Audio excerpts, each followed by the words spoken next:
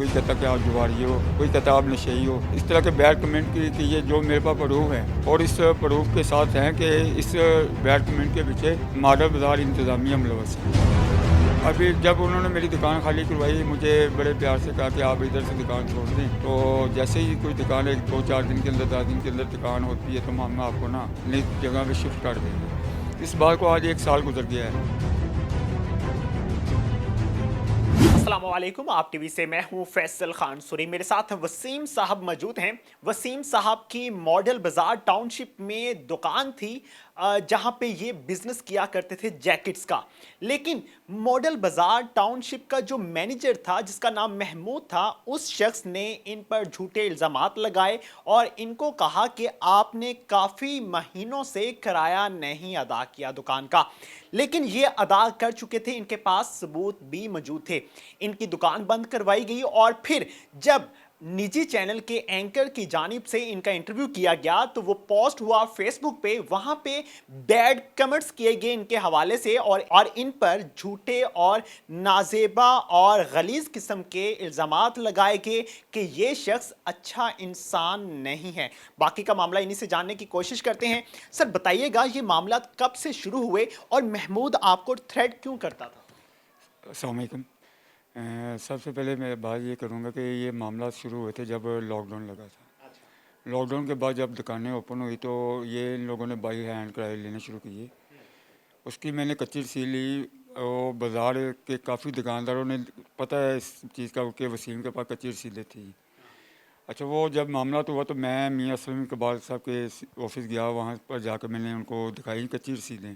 उन्होंने मुझे पंजाब मॉडल बाज़ार मैनेजमेंट कंपनी के ऑफिस भेज दिया। वहाँ में COF को, जिसको मैं जानता भी नहीं था, उन्होंने उनके पास भेज दिया मुझे कि जाए आप और आपका मसला हल हो जाएगा। मैं जब उधर गया था उनको जाकर कच्ची रसीदें वगैरह दिखाई मैंने, तो उन्होंने कहा ठीक है सर आप जाएं, आपकी दुकान ओपन हो जाएगी। उसके बाद तकरीबन कुछ 7-8 महीने बाद मेरे साथ फिर इशू, उन्होंने वही किरायों की एवज डालना शुरू कर दिया, दुकान बंद करा दी। अब एक बंद आपने दुकान का किराया अदा किया था? उस वक्त मैंने किया था, मगर फिर उन भी आपकी दुकान बंद करवाई गई जबरदस्ती? ज़बरदस्ती बंद करवाई गई थी।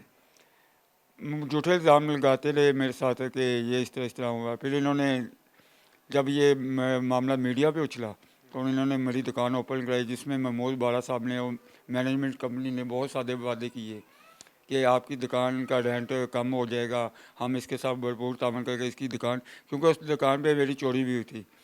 मैं वहाँ पे दुकान नहीं करना चाहता था। मुझे इन्होंने कहा था कि आप मेरी दुकान यहाँ से शिफ्ट कर दें। इन्होंने कहा ठीक है, हम 2-4 दिन के अंदर अंदर इसकी दुकान शिफ्ट कर देंगे। ये सारा इंटरव्यू दिया हुआ है महमूद बारा साहब ने उस वक्त मैनेजमेंट कंपनी ने कि इसकी दुकान शिफ्ट कर देंगे, हम इसके साथ तावन करेंगे, हम इसका किराया माफ़ करेंगे, फ़लाँ फ़लाँ चीज़ें, मगर बहुत कुछ इन्होंने कहा मेरे।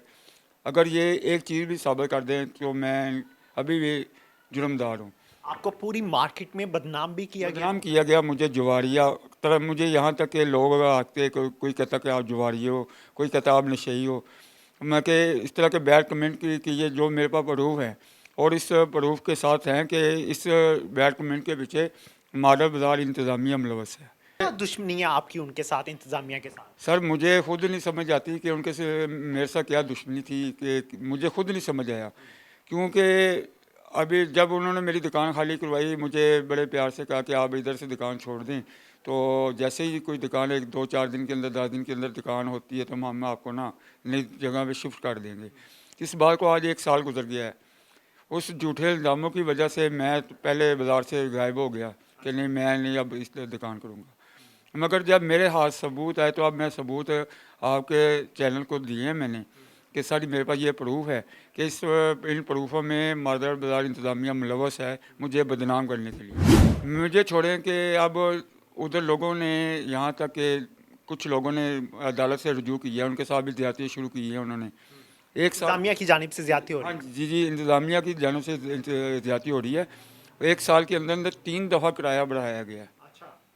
जो हमारी गवर्नमेंट का ला है कि अगर किराया बढ़ता है तो 10% बढ़ता है, मगर इन्होंने 10% के बजाय 1 साल के अंदर 3 दफ़ा किराया बढ़ाया है। हालांकि वो एक आम बाज़ार है, कोई बहुत बड़ी मार्केट नहीं है। आप उधर विज़िट करें, कभी भी आकर आप विज़िट करें, स्वाए हफ्ता इतवार के वहाँ पे काम नहीं, तमाम दिनों में दुकानदार फारग बैठे होती हैं। अच्छा, एक निजी टीवी चैनल के एंकर की जानिब से इंटरव्यू किया गया महमूद साहब का, उन्होंने तरदीद की इसकी, इस हवाले से क्या कहेंगे? तरदीद ये कि जब वो गए कि हमने इनकी दुकान बंद नहीं करवाई, मगर इन्होंने, मैं अल्लाह को हाज़िर नाज़िर जान का कसम खाता हूँ, अल्लाह की कसम खा कर कहता हूँ, अपने बच्चों की कसम खा कर कहता हूँ कि इन्होंने मेरी दुकान बंद करवाई रखी थी। मैं काफ़ी अर्सा बंद की, बल्कि इनका सुपरवाइज़र तो उधर मेरे साथ झगड़ना शुरू हो गया था। मैं किसी अपने भाई की, मेरे भाई की भी दुकान है उधर, मैं उसकी दुकान, अपनी दुकान बंद करके उधर बैठा हुआ था, तो आकर कहता कि जी आप इधर क्यों बैठ रहे हो।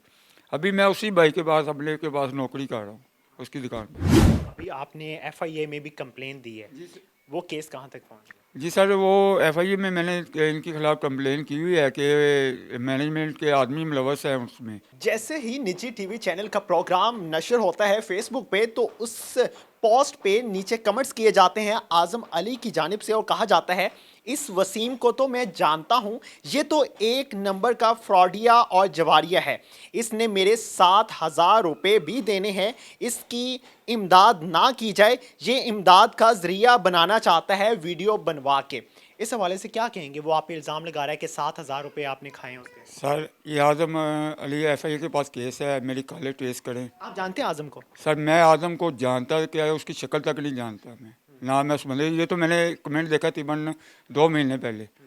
और भी आजम की जानिब से कमेंट्स किए जाते हैं, कहा जाता है कि ये फेक इंसान है, झूठ बोल रहा है और इस तरह की बला बला बातें की जाती हैं उसकी जानिब से। जी जी सर, ये मैंने जब ये इसके ऊपर सर्च किया तो ये आजम बाजार मैनेजमेंट का आदमी है, उसका ये ये दोस्त उसी है। टीम का हिस्सा जी है। उसी टीम का हिस्सा है ये आप इसकी पिक्चरें भी मैंने दी है आपके साथ, आजम के साथ, उसकी बाजार मैनेजमेंट की। अभी आप क्या चाहते हैं? अब अभी मैं ये चाहता हूँ कि वज़ीर आला से, वज़ीर आज़म से, और ये उस वक्त भी डीसीओ साहब मेरे घर आए थे, एसी साहब, डीसीओ साहब ने बंदे भेजे थे मेरे घर, एसी साहब के ऑफिस से भी आए थे बंदे, तो उन्होंने मुझे जाकर, उन्होंने खुद दुकान ओपन करवाई थी। मैं अब ये चाहता हूँ कि वज़ीर आला से और डीसीओ साहब से गुजारिश है मेरी कि जैसे ये पहले मामला हैंडल किया था, जो मुझ पर इल्ज़ाम लगे हैं, ये आप तहकीक करें कि ये बाज़ार मैनेज का आदमी है, मैनेजमेंट का बंदा ये, जिसने मेरे पे इल्ज़ाम लगाया, और ये मैनेजमेंट ही बदनाम करवाती है लोगों से। उस वक्त मेरे पास प्रूफ नहीं थे, अब मेरे पास प्रूफ हैं, और ये प्रूफ मैं दिखाऊंगा। अगर मेरे से इंसाफ नहीं हुआ, या अभी आप किराए के घर पे रह रहे मैं हैं? किराए पे के घर पे रह रहा हूँ, और मैं अपने भाई के पास काम कर रहा हूँ, उसके मैं कितने हालात में, अभी उसी बाज़ार में मेरी किसी और से बात हुई है कि आप मेरे पास मुलाजमत है, उसने मुझे थोड़ी सी पैसों की ऑफ़र ज़्यादा की है, क्योंकि भाई मुझे 500-600 रुपये दिहाड़ी दे रहा था।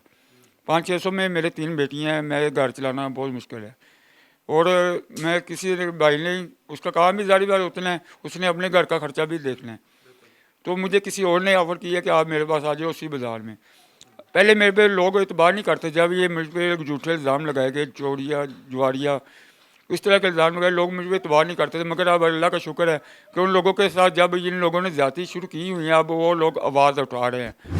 बिल्कुल जी, जितने बाअसर लोग होते हैं मार्केट में वो अपना रौब जमाने की कोशिश करते हैं, और महमूद साहब अगर गलत हैं तो उनके खिलाफ ज़रूर कार्रवाई होनी चाहिए। इसी के साथ इजाज़त चाहूँगा, अल्लाह ने के बाद।